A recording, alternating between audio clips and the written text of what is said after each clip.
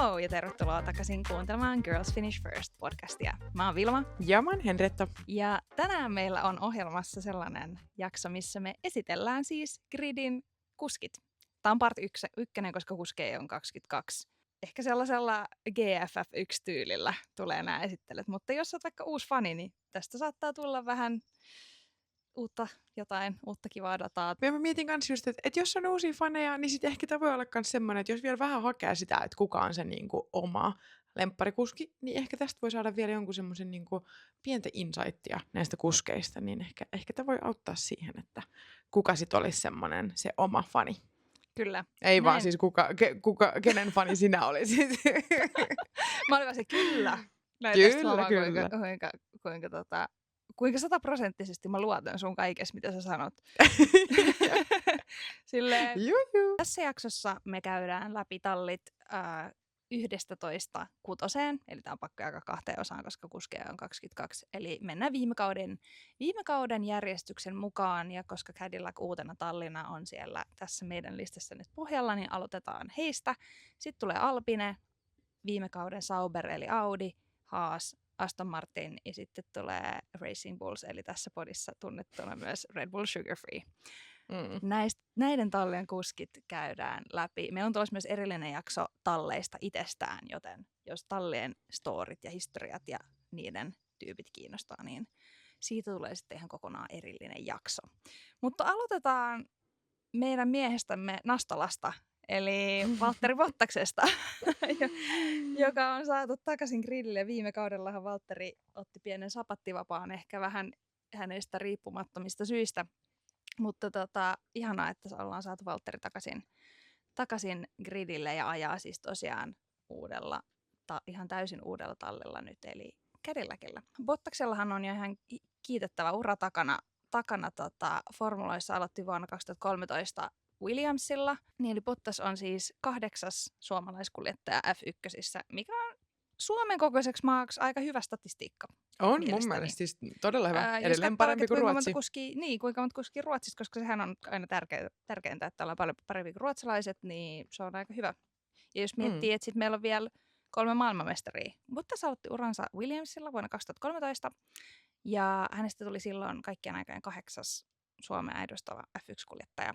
Ja Bottas aili sitten siellä Williamsilla, kunnes hän pääsi niin sanottuihin isoihin ympyröihin, kun hänet otettiin Nico Rosbergin tilalle vuoden 2016 jälkeen Mersulle. Ja siellä hän sitten ajeli 5 valmistajien mestaruutta ja otti 10 voittoa ja 60 podiumia, mutta yhtään mestaruutta hänelle ei sieltä Mersulta tippunut, koska ne kaikki oli varattu eräälle Lewis Hamiltonille. Ja Valtterihan tuli kuuluisaksi tällaisesta, että hän on niinku historian paras kakkoskuski, mikä on varmaan sellainen statistiikka, mitä kukaan kuski ei itselleen halua, mutta sellainen hän oli Hämiksen oikea käsi siellä. Ja hän toisaalta teki työnsä.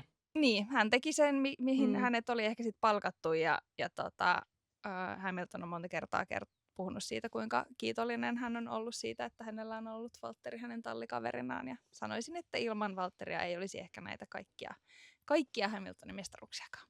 Vuonna 2022 George Russell tuli Mersulle, ja sitten kerrottiin, että Valtterin aikaan nyt siirtyy. Valtterihan meni sitten Alfa Romeolle ja eli siellä pari kautta, kunnes sitten tuli 24 sellainen tilanne, että hänellä ei ollut sitten ajopaikkaa, ja sitten hän palasi Mersun varamieheksi varmaan sen takia, että jos Kimi Antonelli olisi dipannut ihan täysin, niin sitten hänellä olisi ollut Valtteri siellä putkessa vähän silleen varalla. Että mä näen, että Totolla on ollut tässä silleen selkeä suunnitelma sen varalle. Ja no sitten onneksi pääsi sitten nyt tälle kaudelle takaisin mukaan kisoihin. Tiivistettynä Valtterin ajohistoria, hänelläkin on jo kuitenkin vuosia, aika monta vuotta takana gridillä, mutta siis musta tuntuu, että hän kyllä puhkesi jotenkin hukkaa sen jälkeen, kun hän lähti Mersulta. Et nykyään jos katsoo kuvia Valtterista hänen ura alkuajoilta ja sitten nyt, niin ne on kyllä 2 eri ihmistä. Niin. Ja Valtterihan on ollut aikanaan naimisissa uimari Emilia Pikkaraisen kanssa, ja heidän romanssi sitten päättyi vuonna 2020, jos muistan oikein. Ja muistan, mä olin silloin vielä Uutismediassa töissä, ja se oli silloin iso kohu, kun yhtäkkiä Valtteri sitten, koska hän oli siis, jos jotkut on siis naimanaamat, niin he ovat siis naimanaamat, he niin kuin siis oikeasti. Ja sehän oli tällainen unelmapari, ja sitten tuli yhtäkkiä Tiffany rakas. Muistan siis tämän Tiffany rakas etuliitteen. Se on aina se rakas. Joo, että Tiffany rakas tuli sitten kuvioihin ja se oli tosi iso juttu. Nythän tästä on siis jo yli 5 vuotta ja he on onnellisesti yhdessä, mutta tämä oli siis, muistan kun Tiffany rakas oli siis joka paikassa.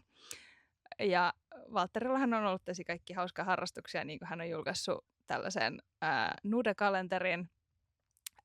Ja hänellä on myös Gini-brändi. Ja hän omistaa osan Lahden pelikanssista ja mitäköhän muita hauskaa faktoja me saataisiin Valtterista vielä tähän. Valtteri pyöräilee paljon. Joo. Mä muistan silloin, kun se oli tuossa Maria Veitola Yökylässä ohjelmassa, niin sen jakson jälkeen mä muistan, että Tiffany sai tosi paljon niin kuin, silleen kuraa niskaansa just suomalaisilta, tai siis totta kai suomalaisen jaksonkin on kattonut, mutta siinä jotenkin, no siis varmaan hän ei ole tottunut niinku siihen, että siellä on joku kamera pyörimässä heidän kotonaan, niin sit se oli jotenkin tosi semmoinen niinku etäisen oloinen ja semmoinen ehkä, no tietyllä tavalla ehkä vähän kylmä.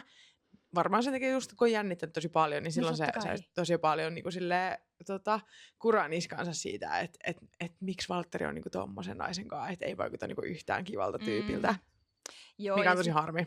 Joo, ja sitten musta tuntuu, että kun ihmiset oli niinku tavallaan sitten, kun siellä oli kuitenkin Emilia oli siellä taustalla, niin sitten tavallaan, ja kun sehän on tällainen täydellinen niin tällainen unelmavävy, ja sitten nyt tulee tällainen, niin Tiffanyhan on siis kilpapyöräilijä, että hän on myöskin ammattiurheilija, niin mihin saattaa liittyä myös tämä Bottaksen pyöräilyinnostus, mutta joo, muistan kans ton, että se oli silloin, musta se oli tosi nihkeä tilanne, mutta se Valtterista, ihan hirveät deep divea me ei voida kuskea sitä, koska muuten me ollaan täällä vielä huomennakin. Mutta siis kädelläkillähän on varsinainen kakkoskuskien rivalry, koska sieltä löytyy myös Sergio Checo Perez Meksikosta. Hänellä pitkä ura myös, tunnetaan myös sitten ehkä niin kuin Red Bullilla tällaisena kakkoskuskina Maxille hänen niin kuin viime kausilla, mutta siis Checohan on kanssa aloittanut joskus 2011, jos muistan oikein, ja käynyt kaiken näköisiä talleja läpi. Siellä on Sauberit ja McLarenit ja Force Indiat, joka sitten myöhemmin oli Racing Point, ja sai muun muassa Racing Pointin ainoan voiton ajettua Shakirissa, ja sitten jäikin ilman paikkaa siinä jossain vaiheessa silloin korona-aikaa muistaakseni, tai vähän sen jälkeen, kunnes sitten Red Bullin silloinen tallipäällikkö Christian Horner soitti Checolle ja sanoi, että tuutko Bullille. Ja sitten hän aili siellä pari kautta Maxin wingmanina. Ja sanotaan vaikka näin, että Checo sai aika paljon paskaa silloin siitä, että hänen suorituksista verrattuna Maxiin, kun Maxhan oli siis aivan ylivoimainen silloin. Mutta eipä sitä Bullia nyt kauhean moni ihan hirveän paljon paremmin sit osannut ajaa sen jälkeenkään. Sitten kun Checo, että musta tuntuu, että heillä tuli ehkä vähän ikäväkin Checoa. Eikö ollut muuten jopa jotain juoruja silloin, että Horner olisi soittanut Checolle, ja sitten Checo oli ollut silleen, että painu helvettiin tyyppisesti. Niin, lähettänyt vaan terapialaskuja silleen, että joo, kuule, maksappa noitosta, että en ole tulossa takaisin. Mutta joo, mä muistan silloin, kun Checo ajoi hänen viimeistä kauttaan Red Bullilla, niin just hän sai niin paljon niin kuin huonoa feedbackia somessa ja mediassa siitä, että miksi se ajaa niin hyvin kuin Max ajaa, ja että se on niin kuin ihan surkea kuski. Sitten sen jälkeen tuli, olisiko sitten Liam Lawson tullut ajamaan 2 kisaa, sitten tuli Yuki Tsunoda ajo viime kauden, nyt siellä on Hadjar. No Hadjar on pärjännyt oikeasti ihan hyvinkin, mutta niin sitten kun siellä on jo Lawson ja Tsunoda, niin kaikki oli silleen, okei, sorry Checo, että tämä oli niinku, kyllä. It's on us. Jep, ja Hadjarin suoritusta ei oikein voi silleen verrata, koska auto on ihan eri, mutta kyllähän se näki sit, kun sinne tuli vähän jengiä koittaa, niin kyllä mä luulen, että Red Bullilla tuli ehkä Checoa vähän ikävä siinä vaiheessa. Musta on upeata, kun Checo on ollut tosi avoimesti kertonut. Mä muistan, mikä podcast se oli vai haastattelu, missä se puhui just siitä, että hän lähetti Helmut Markolle hänen terapialaskunsa. Joo, siis ihan oikein mun mielestä. Eikö tää? Ja siis kyllähän niin kuin häntä kohdeltiin mun mielestä. Hän puhui silloin niin kuin siitä just tavallaan, että jos hän oli parempi kuin Max, niin se oli niin kuin huono, mutta sitten jos hän oli huonompi kuin Max, niin sekin oli huono, että tavallaan mikään ei ollut silleen hyvä. Että kyllä on ollut aika puu ja kuora puu ja kuoren välissä kyllä Checo silloin. Checollahan on siis 4 lasta. Hän on naimisissa Carola Martinezin kanssa. Ja hänen isänsä hän on siis aika kuuluisa poliitikko Meksikossa. Hänen isänsä on hyvin karismaattinen hahmo, nähty pari kertaa muun muassa Meksikon GP:ssä. Muistan kun mikäköhän vuosi se oli, pari vuotta sitten, kun siellä oli Hamiltonin faija ja sitten Peresin faija ja sitten ne kaulaili siellä ihan onnellisena. Ja Ei. se on aikamoinen hahmo se sen faija, vaikka hänen politiikkansa on ilmeisesti vähän kyseenalaista, No totta kai. mitä olen ehkä ymmärtänyt, mutta en tiedä siitä sen enempää, niin en mene siihen sen enempää. Mutta siinäpä Cadillacin pojat. Molemmilla alkaa olla jo ikää, minkä ikäisiä. Molemmat on 36. Toi on niinku jännä ajatella silleen, että 36-vuotias on mun mielestä silleen nuori ihminen, mutta sit kun sä oot formuloissa, niin sä oot jo niinku silleen, että sä enää kauan siellä aja, paitsi jos sä oot Fernando Alonso. Kyllä, mennään Fernandoon vähän myöhemmin.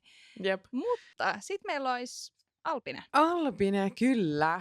Aloitetaanpas Franco Alejandro Colapintosta, joka on siis vain 22-vuotias argentiinalainen kuski. Konna. Joo, mä siis jotenkin ajattelen, että Franco olisi ollut vanhempi, mutta hän on tosiaan vasta 22-vuotias. Ja Franco on ajanut ensimmäisen F1-kisansa Britannian GP:ssä vuonna 2024 ja ajoi silloin Williamsilla ja sitten ajoi myös sitten loppukauden Williamsilla, kun silloin Logan Sargent sai potkut, niin siirtyi sitten Williamsille silloin. Ja sitten viime kaudella, eli 2025, Colapinto sai Alpinelta sitten kakkoskuskin paikan, kun Jack Doohan sai potkut 6 kisan jälkeen. Eli siis Francolla on tämmöinen, mä en tiedä, onko tämä niinku silleen hän on vähän tällainen opputurnisti. Joo, ja sitten semmoinen, että jos Franco on niinku paikalla, niin sit joku saa potkut ja Franco tulee siihen tilalle ajamaan. Eli tosiaan 2 kertaa on siis päässyt korvaamaan kuskin. Viime kaudella Franco ei saanut yhtäkään pistettä koko kauden aikana ja hänen paras tulos oli 11 sija. Eli melkein on päässyt pisteille. Lähellä oli ja ajaa tosiaan edelleen Alpinen tallissa. Deittailusta sen verran, että hän on deittailut häntä 11 vuotta vanhempaa argentiinalaista näyttelijää nimeltä Maria Suarez, mutta tästä on jo jonkun aikaa. Ja sitten hänet on yhdistetty tämmöiseen 25-vuotiaalaiseen amerikkalais-argentiinalaiseen näyttelijään ja laulajan nimeltä Maya Refico. Mutta tällä hetkellä Franco on ilmeisesti sinkku. Just näin jonkun postauksen siitä, kuinka hän on aika aktiivisesti slaidailee tonne kaikkien julkisnaisten Instagrameihin. Ja ilmeisesti käy ihan reippaasti tykkäilemässä kaikennäköisistä profiileista, että siellä on aina silleen Franco-nimi, kun on joku ihana malli-baby siellä. Niin. Mä toivon, että noilla kuskeilla on joku semmoinen niinku sinkkumiesten WhatsApp-ryhmä, missä ne voi silleen niinku, tiedätkö, spillaa vähän teetä. He mun mielestä tarvis kyllä sellaisen. Mutta joo, Franco on kyllä sellainen aika hän on vähän sellainen, menee siihen jännämies-kategoriaan. Joo, ja ehkä itselle kanssa vähän siellä niinku taka-alalla oleva tyyppi, että ehkä ei ole niin silleen... Ei ole niin framilla. Niin, ehkä just sen takia, että hän ei ole vielä ajanut ehkä niin hyvin, mitä ehkä hänkin varmaan toivoisi. Niin ne ehkä sen takia kans jäänyt vähän sinne taakse vielä. Joo, toivottavasti saa jatkaa ajamista, koska tällä hetkellä, no siis Alpinen puikoissahan Flavio Briatore, joka on aika tuulella käyvä tyyppi, niin se saattaa päitä kyllä tippua aika nopeasti, jos homma ei lähde sujumaan, niin toivottavasti saa ajaa vielä jatkossakin. Alpinella meillä ajelee myös Ermuan Pierre Gasly Ranskasta. Joo. Pierre on siis 30-vuotias tosiaan ranskalainen kuski. Ja Gaslylla on hiukan pidempi ura tosiaan kuin Francolla, myös ihan iänsäkin takia. Ja 2013 Gasly liittyi siis Red Bullin nuorten kuljettajien kehitysohjelmaan. Ja sitten 2015 hän liittyi Red Bullin testi- ja varakuljettajaksi. Eli siellä ollaan myös käyty kääntymässä vähän Red Bullilla. Käyty painamassa se auto ja tullut siihen tulokseen, että ei nyt ihan lähtenyt kuitenkaan. Ja myös siis samalla tavalla kuin Francokin, niin myös Gasly korvasi kuskin. Vuonna 2017 hän hyppäsi silloisen Toro Rosson kuskiksi, joka on siis Red Bullin toinen talli ja silloin kantoi nimeä Toro Rosso, joka on fun fact myös mun DJ-nimi. Mun DJ-ura on kestänyt siis 2 keikan ajan. No niin.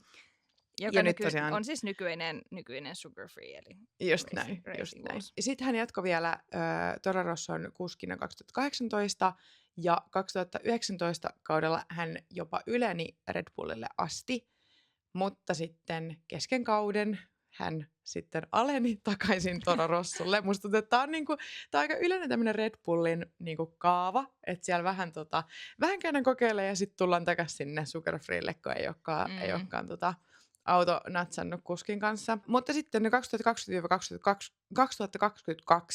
Gasly ajoi siinä kakkostallissa. Ja näinä vuosina se tunnettiin nimellä Alfa Tauri. 2023 kaudella sitten Gasly siirtyi Alpinelle, jossa siis tosiaan ajaa edelleen. Eli nyt sitten alkoi 3. kausi Alpinella. Ja Pierre ajaa siis numerolla 10. Gasly on seurustellut vuodesta 2022 lähtien Kika Gomezin kanssa, joka on siis portugalilainen malli. Kika on tosi usein myös kisoja katsomassa. Ja Gasly ja sitten Ferrarin Charles Leclerc on siis tosi hyviä ystäviä. Ne on tuntenut todella pitkän aikaa. Ja näin ollen myös sitten hengailet aika usein 4, eli siis Gasly, Kika, Charles ja sitten Charlesin vaimo Alexandra. Niin. Ja siis fun fact, Gaslyn henkilökohtainen PT oli siis suomalainen Pyry Salmela, jonka kanssa Gasly työskenteli 2023 asti, ennen kuin sitten siirtyi Alpinelle. Kyllä. Tämä on hienoa. Suomalaiset vaan valtaa formula-maailmaa. Suomi mainittu. No mut sitten meillä olisikin nykyinen Audi, viime kaudella vielä Sauber, jossa ajelee muun muassa mua Nico Hülkenberg numerolla 27. Hülkenberghän on kans tällainen, alkaa olla jo aika sitä veteraaniosastoa tuolla ykkösissä. Hänet tunnetaan ehkä parhaiten hänen ennätyksestään, jossa hän ajoi 239 kisastarttia ennen uransa ensimmäistä podiumia. Oikeesti. Joka tapahtui siis viime kaudella Silverstoneissa.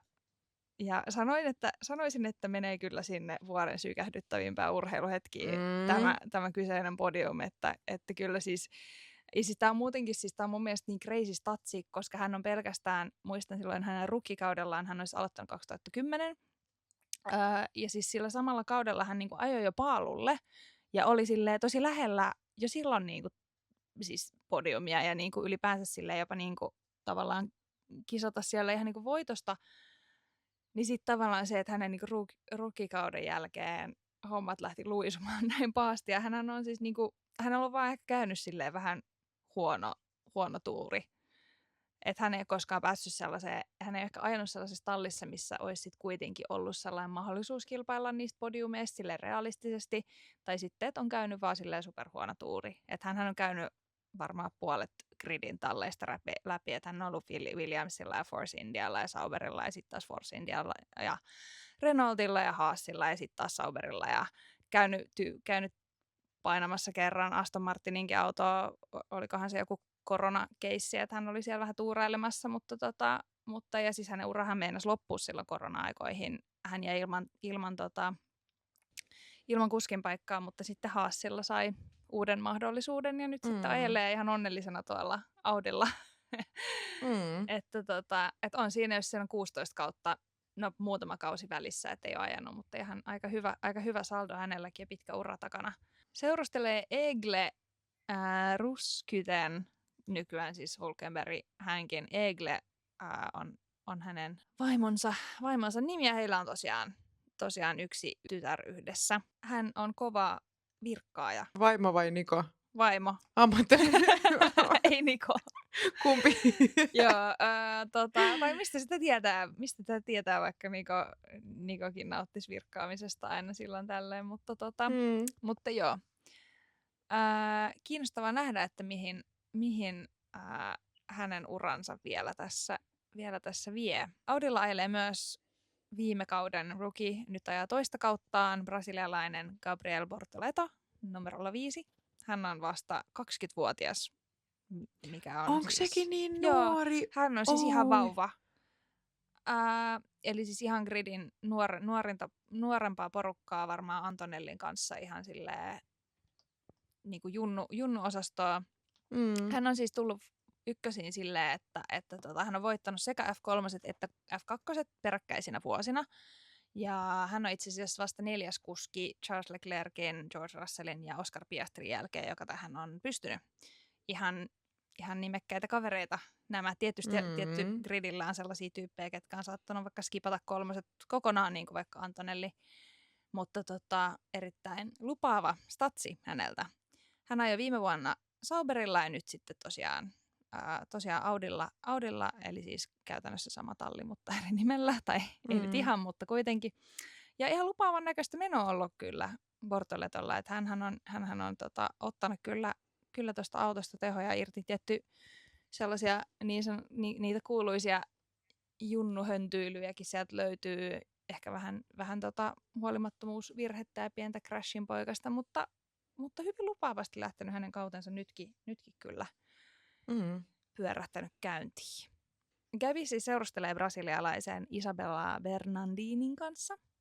Varmaan siis teurastin ton nimen aivan täysin, mutta Isabella opiskelee siis ohjelmointia, mikä on mielestäni kiinnostava fakta.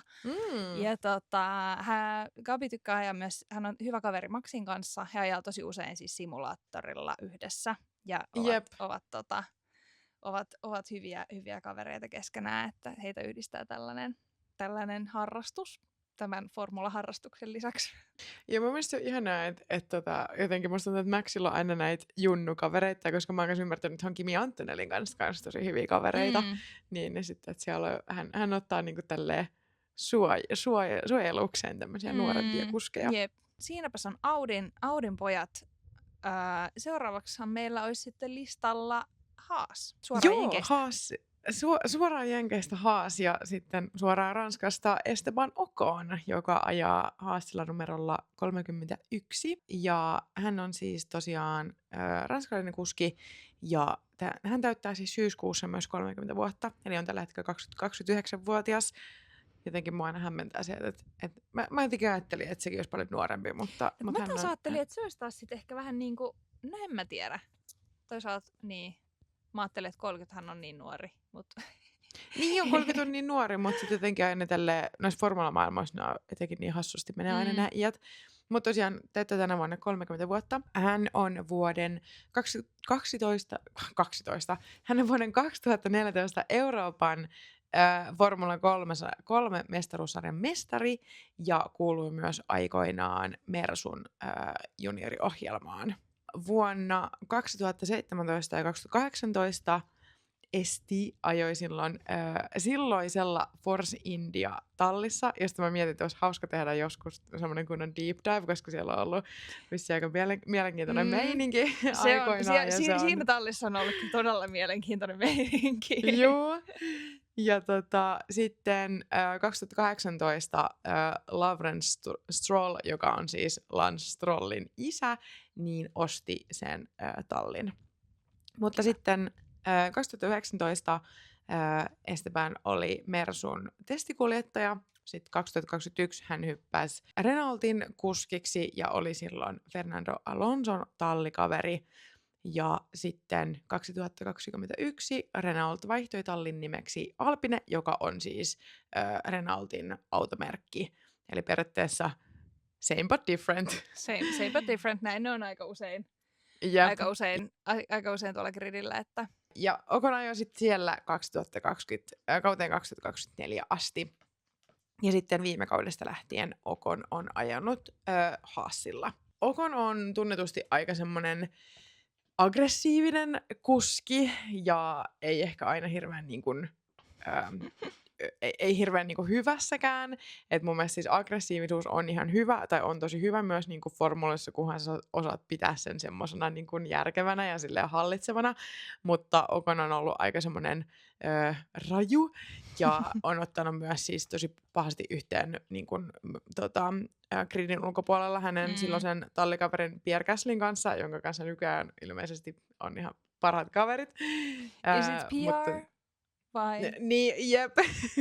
Ehkä heillä on käynyt tää, tiedätkö, kun nyt he ei joudu koko ajan katselemaan toistensa naamaa, niin koska, koska mä ymmärsin, tai oon ymmärtänyt, että he ovat olleet niin kuin nuoruudessaan tosi hyviä kavereita, mutta sitten olisiko se ollut vielä ehkä jopa karting-ajoilla vai sitten olisiko ollut jotain Formula 4 tai jotain tämmöistä, kun missä heillä on mennyt niin kuin sukset ristiin. Että he on ollut joskus tosi hyviä kavereita, mutta sitten tosiaan voi olla, että on just joutunut tekemään sit vähän liian läheisesti ja ei ole toiminut sit se heidän välinen dynamiikka niin kuin tallikavereina, mutta sitten että he ovat nyt ehkä sitten päässeet yli näistä riidoista ja nyt sitten ovat ehkä mahdollisesti kavereita. Esteban on seurustellut muutaman vuoden ranskalaisen Flavie Barlan kanssa. No hän hirveät koittaa sanoa näitä ulkomaalaisia nimiä. Pahoittelut nyt vaan niinku heti alkuun kaikesta. Ja mun mielestä oli siis mielenkiintoista, että tämä Mimmi opiskelee siis kirurgiksi ja on ollut myös siis Ranskan missikisoissa, jossa tuli 5. Tätä mä en tiennytkään. Joo, eli siis pretty and smart. Joo, hänestä on paljon, niin kuin hänestä on usein paljon kuvia, kun hän vaikka on silleen gridillä, ja sitten hänellä on joku hemo-kirjakasa, kun hän niinku opiskelee siis siellä että Estebanin tallikaverina on sitten brittiläinen Ollie Bearman, joka ajaa numerolla 87, ja hän on myös täällä junnu-kategoriassa, eli on vasta siis 20-vuotias, ja siis hän on myös härkä, niin kuin minäkin, mun oli pakko pointtaa se. Hän on syntynyt 8.5. ja mä oon syntynyt 13.5. Okei, toki mä oon syntynyt 9 vuotta ennen häntä, mutta kuitenkin Onko näin nuoria ihmisiä olemassa oikeasti? Jep. Siis hänkin on kyllä vauva. Hän on tosi nuori, joo. Hän on siis ajanut ensimmäisen F1-testiajansa Ferrarilla vuonna 2023 ja oli siis Ferrarin varakuski ennen kuin hänet sitten sainattiin Haasille viime vuonna. Eli ajaa nyt sitten toista kauttaan. Ja hän oli siis varakuski vuonna 2024 ja silloin tuurannut esimerkiksi Sainzia Saudi-Arabian kisaviikonloppuna, kun Sainz joutui tulehtuneen umpilisäkkeen vuoksi skippaamaan kisat. Ja sitten mä muistan, että tämän kisan jälkeen, tai tuon Sainzin skipatun kisan jälkeen Sainz ajoi jonkun ihan sairaan voiton. Ja sitten kaikki oli silleen, että vitsi, että pitää varmaan itsekin hommaa tämmöinen tulehtunut umpilisäke, että pääsisi takaisin tuonne podiumille. Sainz voitti silloin Australian GP:n, mistä hän on nyt tämä niin sanottu running joke, koska tänä vuonnahan siis Australian GP:n voitti George Russell, jonka tyttöystävän Carmen Mundin umpilisäke tulehtui juuri ennen Australian GP:tä. Ja se leikattiin, että tavallaan jos haluat voittaa Australian GP:n, niin espanjalainen umpilisäke pitää uhrata, koska Carmenhan on siis espanjalainen. Jep. Mutta joo, siinä Oscarille vinkki ensi vuoden Australian GP:tä varten, että sitä espanjalaista umpilisäkettä metsästämään sitten. Jep. Mutta ja sitten samaisena vuonna, eli 2024, oli tuurasi myös silloista Haasin toista kuskia, eli Kevin Magnussenia, ja ajoi siis silloin tosiaan Haasin tallissa. Ja siitä varmaan sitten myös on sitten vakuuttanut Haasin tyypit, koska sitten sai sieltä myös ajopaikan viime vuonna. Mulla on semmoinen käsitys, että Bearman saattaisi olla Haasilla vähän niin kuin NS-lainassa, että hän on tehnyt diilin, koska hän on siis niin kuin Ferrarin junnu-akatemian kasvatti, ja silleen, että hän on vähän siellä niin kuin lainassa. Mä uskon, että jos Oli jatkaa samaan malliin, niin sanotusti hänellä on mennyt tämäkin kausi lähtenyt tosi hyvin käyntiin, siis aivan uskomattoman hyvin käyntiin, niin hänen loppusijoituspaikkansa kyllä löytyy sieltä Ferrarilta vielä sitten kun esimerkiksi Lewis Hamilton sieltä joskus lähtee. Tätä mä oon kans ennustellut. Joo, mutta on ottanut kyllä tuosta Haasista kaikki tehot irti. Joo, mun mielestä oli on mun mielestä niinku mahtava kuski. Tykkään hänestä kyllä. Mutta mun lempparijuttu hänestä on on siis se, että häntähän ei ole siis mediakoulutettu, tai ainakaan siis mediakoulutuksen opit eivät ole menneet hänellä perille. Ja jos joskus haluaa viihdyttää itseään, niin kannattaa TikTokin mennä katsomaan jotain Oli Berman interviews, koska sieltä tulee kyllä hauskaa settiä. Mä haluan kertoa esimerkin tästä, kun kerran yhdessä haastattelussa se toimittaja oli kysynyt häneltä, että kun hän oli joutunut keskeyttää kisan, niin häneltä oli kysytty, että no, niin mikä oli syy, että miksi sä keskeytit. Ja se suusta oli tullut semmoinen hyvin pitkä vaan semmoinen se oli vaan tuijottanut. Sitten se oli hetken hiljaa kääntynyt sen hänen PR-ihmisen puoleen ja sitten se oli kuiskannut hänelle ja sitten Berman oli vastannut save the engine. Se oli vaan niinku... Ei mitään käsitystä, että mitä sun täytyy vastata. Se oli siis mun mielestä siis oli aivan loistava. Ja hän on siis niin kuin mun mielestä jotenkin aivan mahtava tyyppi. Seurustelee Alicia Torianin kanssa, joka on siis hyvin yksityinen henkilö. Hänen Instagram on edelleen siis yksityisenä. He on seurustellut noin 1,5 vuotta. Siellä on noin 900 seuraajaa, mutta siellä on kuule Magit ja Alexandra Leclercit ja muut seurailee, mutta silti vähän reilu 900 seuraajaa ja tili pysyy yksityisenä, mitä mä kyllä niinku oikeasti arvostan myös niinku tosi paljon silleen, että niinku selkeästi hän ei halua olla niinku Formula 1-kuskin kanssa jonkun julkisuuden semmoisen takia, että oikeasti haluaa myös pitää sen oman elämän yksityisenä. Ja hän asuu siis Monacossa ja hän työskentelee account-managerina firmassa nimeltä All Time, jota johtaa Charles Leclercin veli Lorenzo.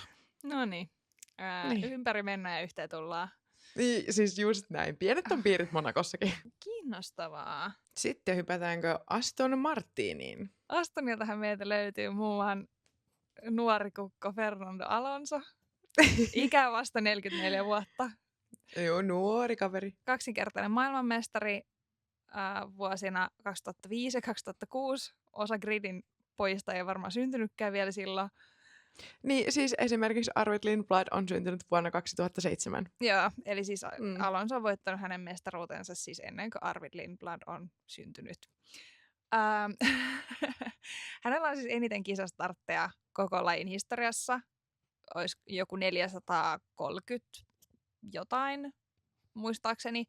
Ja hän on ajanut kilpaa siis yli 2 kertaa maailman ympäri. Jos miettii, jos haluaa niin pistää sitä vähän kontekstiin, niin hän on siis ajanut niin monta kierrosta formulaa, että hän on käytännössä ajanut siis yli 2 kierrosta maailman ympäri. Hän on ajanut myös 2 kertaa Le Mansin voittoon ja niin 2001 Alonso on aloittanut Minardilla silloin. Alonso on siis ajanut niin monessa tallissa, että niitä kaikkia ennestä saa jo käydä läpi. Sen lisäksi, että hän on 2 kertaa voittanut maailmanmestaruuden, niin hänellä on muutama tällainen todella läheltä piti mestaruus, mitkä takia, siis mun teoria on se, että nämä tilanteet kaivelee sitä siis vieläkin niin paljon, että sen takia se on vieläkin tuolla radalla, että se haluaa sen 3. mestaruuden. Muun muassa vuonna 2007 muuan Kimi Räikkönen nappasi Alonsolta siis hänen kirjaimellisesti nenänsä edestä 1 pisteellä Alonson 3. mestaruuden. Sitten vuonna 2010, kun Alonso ajoi Ferrarilla, niin hän siis viimeiseen kisaan lähti ihan sellaisella hyvällä johdolla, mutta sitten hävisi mestaruuden Sebastian Vettelille 4 pisteellä. Ai. Kyllä on siis katkeria kausia myös mahtunut Alonso-uraa, ja sitten siis myös 2012 hän hävisi Vettelille ihan silleen muutamalla pisteellä viimeisessä kisassa Brasiliassa, että kyllä on mahtunut tiukkoja tilanteita Alonson uraan. Hän on siis tuore isä, hänen kumppaninsa Melissa Jimenezin kanssa. He sai juuri Leonardo, en muista, että onko Leonard vai Leonardo lapsen nimi, mutta jompikumpi. Ei siis Fernando, niin kuin jo ehdittiin spekutella mediassa. Mutta siis on tuore isä ja ajelee siellä Aston Martinilla varmaan siihen asti, kunnes lapsi on formula-ikäinen ja sitten he ehkä läpsystä vaihtavat joskus 18 vuoden päästä. Niin, tai siis jos miettii silleen, että mitä, eikö ne aloita kartingin joskus silleen niin kuin 3-4-vuotiaana, Joo, niin silleen, että eihän siis Alonson tarvii ajaa kuin siis pari vuotta enää, niin sitten se voi keskittyä suoraan vaan sen lapsen kartinguraan ja siitä formulauraan. Että toisaalta silleen niin kuin, mun mielestä ihan siis solid plani. kyllä. Joo, siis 3-vuotiaana taisi Alonso itsekin aloittaa Nonni. Se ajamisen, on vaan niin- pari vuotta enää. Joo, hänellä on kyllä siis mitä 25 vuotta kestänyt Formula 1-ura. On siis Se on. hyvin kunnioitettava statistiikka. Alonso-urasta saisi kyllä tehty ihan pelkästään omankin jakson, sen takia ei mennä siihen silleen ihan liian tarkasti. Ajaa siis numerolla 14. Ja on muun muassa siis itse asiassa Gabriel Bortoleto on hänen managerointitiimissään. Hänellä on myös hän managerointitiimi ja siis hänellä on vähän kaiken näköistä sivubisnestä, niin kuin musta tuntuu, että vähän kaikilla kuskeilla tuppaa olemaan. Aston Martinillahan ajaa myös muun muassa eräs Lance Stroll, joka arvasitte oikein on sukua Tallin omistajalle monimiljardööri Lawrence Strollille. Tunnetaan myös ehkä gridin pahimpana nepo-babynä. Lance on 27-vuotias, ajaa numerolla 18, ja siitä huolimatta, että hänen isänsä on ehkä ostanut hänen paikkaansa Formula 1, niin hän on kyllä menestynyt hän on ajanut siis aloittanut kartingin ajamisen jo junnuna ja kyllä karting-vuosinaan ja sitten ihan F3 on kyllä ihan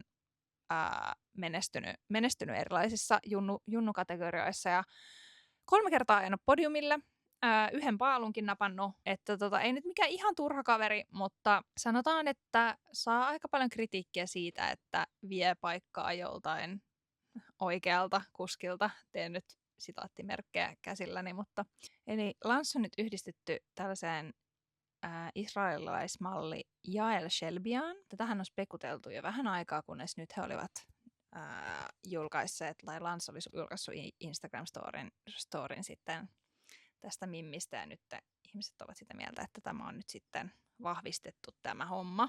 Joo, ja mä näin, että se Mimmi oli myös julkaissut sen kuvakarusellisen. Siellä oli semmoinen söpö kuva heistä, kun he siinä sohvalla makoilevat yhdessä. Niin kyllä voi sanoa, GF1 voi nyt todeta tämän suhteen todeksi. No sit meillä olisi vielä Sugar Freen pojat, eli Racing Bulls jäljellä tähän jaksoon. Kyllä, ja aloitetaan sitten uusseelantilaisesta Liam Lawsonista, joka ajaa numerolla 30. Liam on 24-vuotias, myöskin hyvin nuori kuski. Mä jotenkin ajattelin, että Liam olisi ollut vanhempi, mutta ei, hän on 24-vuotias. Ja kuten siis kaikilla kuskeilla, niin myös Liamilla on tosi vahva tausta kartingissa. Ja hän on pärjännyt loistavasti Formula 4 sekä myös sitten Formula 3-sarjassa. 2023 Liam toimi Formula 1 Red Bullin varakuljettajana ja ajoi ensimmäisen F1-kisansa Hollannin GP:ssä Alfa Taurin Alfa Taurin autossa, kun silloinen Alfa Taurin kuski Daniel Ricciardo loukkaantui ja sitten hän ajoi 4 GP:tä silloin tuuraten Ricciardoa. Joo, Ricciardo murtu käsi siis silloin ja se piti leikata. Eikö se ollut Joo, oli. Juu, ja sitten se oli ollut semmoinen, että Ricciardo oli valinnut joko, että hän törmää Piastriin vai törmääkö seinään. Niin hän oli valinnut sen seinän. Ja tää on oikeasti semmoinen, että mä en...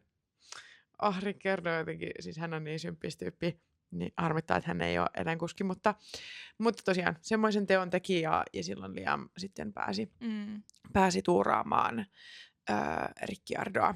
Näytti kyllä talenttinsa silloin. Näytti talenttinsa ja korvasi sitten kokonaan Ricciardon tässä Red Bullin kakkostallissa, kun Ricciardo sitten kesken kaiken hänet potkittiin ulos. Ja vuodelle 2025, eli viime kaudelle, Liam Lawson ylennettiin Red Bullille, kun Perez tosiaan sai sitten sieltä lähteä.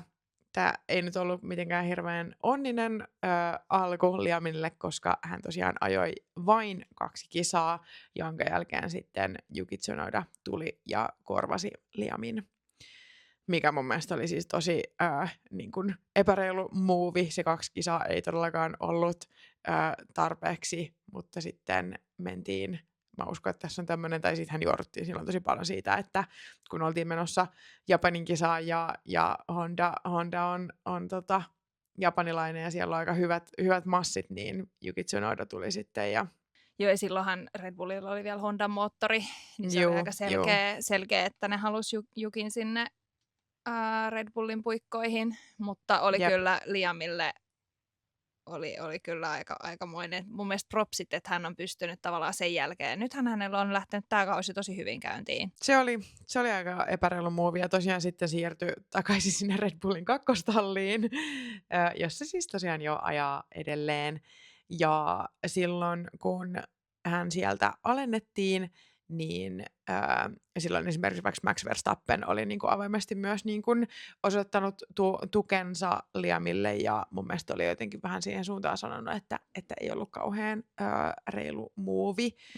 Ja on myös antanut niin kuin Liamille silleen vinkkejä ja ohjeita niin kuin tulevaisuutta varten ja että miten kannattaa jatkaa, mutta mun mielestä oli niin hauskaa siis silloin vaan, mäkin itse kiinnitin tähän paljon huomiota, että silloin kun Liam siirrettiin takaisin sinne kakkostalliin, niin Liam kasvatti semmoisen hyvin rosoisen parran, mun mielestä se oli semmoinen niin selkeä PR-movie, että nyt Liam on tosi surkean näköinen ja kaikkea. Nyt mun mielestä ei ole parta enää niin huono näköinen kuin silloin, niin hän tuntuu, että hän viihtyy hyvin myös siellä tallissa. Tässä tulee myös hyvin esiin se, että kuinka erilaiset strategiat tai niinku tavallaan erilaiset toimintatavat eri talleissa on, koska jos miettii vaikka Kimi Antonellia, jonka siis ensimmäinen kausi ei ollut, hän ajoi siis silloin siinä ekassa kisassa hyvin, mutta siis hänen koko ensimmäinen rukikautensahan oli oikeasti aika huono, siis Mersulla. Hän teki tosi paljon virheitä ja laittoi sitä autoa seinään ja niinku,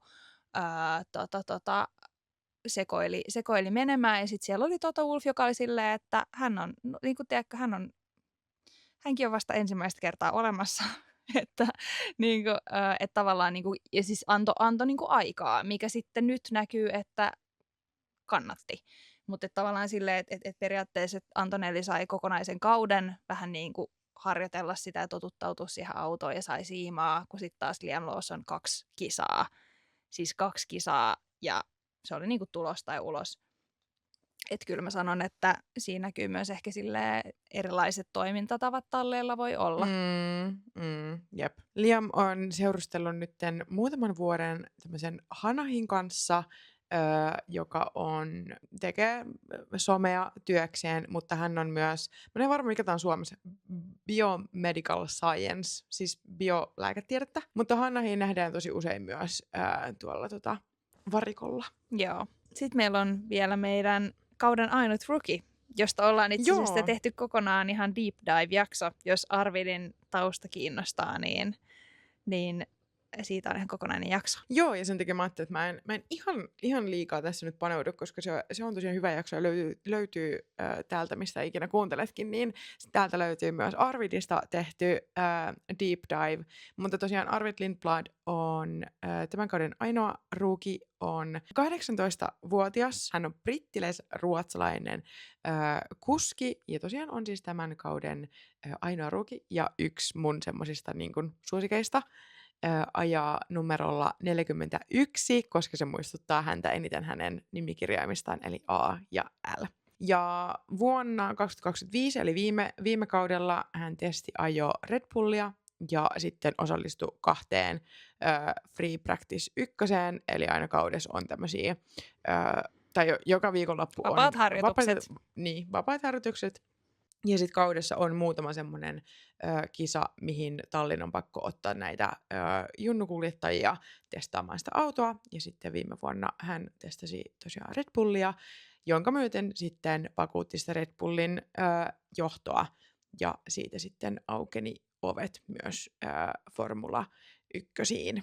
Ja Arvidin äiti on siis tosiaan intialais-brittiläinen ja hänen isä on ruotsalainen.